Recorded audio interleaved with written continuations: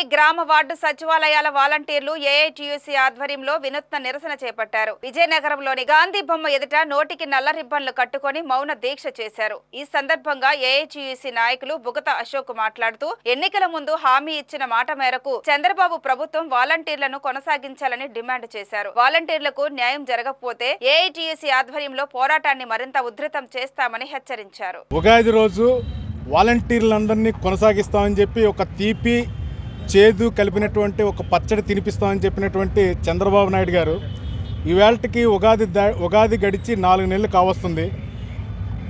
తీపి ఏమో ఆయన తినేసి చేదేమో వాలంటీర్లకు వదిలి ఈవేళ రాష్ట్రంలో ఉన్నటువంటి వాలంటీర్స్ అందరినీ రోడ్డును పడేసినటువంటి పరిస్థితి ఏర్పడుతుంది.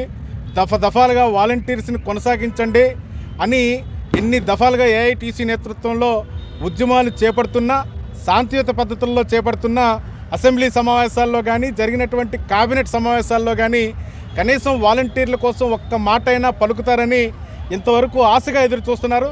ఇంతవరకు కూడా మీ నోటి వెంట వాలంటీర్ల కోసం ఎందుకు కనీసం మీ నోటి వెంట మాట రావడం లేదు? వాలంటీర్లకి ఇచ్చినటువంటి హామీ అమలు చేయాలనేటువంటి ఆలోచన మీకు ఎందుకు కలగడం లేదని ఈవేళ మేము అడుగుతున్నాం. ఏఐటీసీగా చంద్రబాబు నాయుడు గారిని కోరుతున్నాం.